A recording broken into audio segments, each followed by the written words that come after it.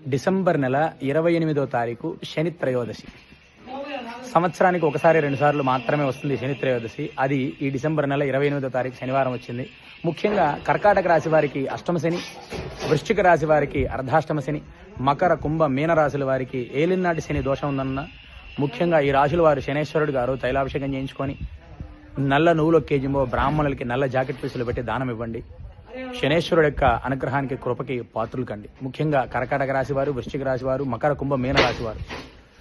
శనేశ్వరుడు అత్యంత రాజయోగాన్ని ఇచ్చే ప్లానెట్ అనమాట. ఆయన గనక మంచి మనకు జాతకంలో బాగుంటే అత్యంత మహారాజ యోగాన్ని ఇస్తాడు. ధర్మరక్షణ పరిపాలకుడు, ధర్మబద్ధమైన రిజల్ట్ ఇస్తాడు. కర్మకారకుడు, కర్మని నివృత్తి చేస్తాడు. గత జన్మలో మనం తెలిసి తెలియకుండా పాజిటివ్ కర్మలు చేసినా రాజయోగాన్ని ఇస్తాడు, నెగిటివ్ కర్మలు చేసినా ఏలినాటి శని రూపంలో, అష్టమ శని రూపంలో, అర్ధాష్టమ శని రూపంలో ఇబ్బంది పెడతాడు. కావున శనేశ్వరుడికి శనేశ్వరుడు అనాలి, శని అనకూడదు. ఆ శనేశ్వరుడికి చక్కగా ఆ రోజు తైలాభిషేకాలు చేయించుకోండి. డిసెంబర్ నెల 28వ తారీఖు శనివారం ప్రతి ఒక్కరికి తెలియజేయండి.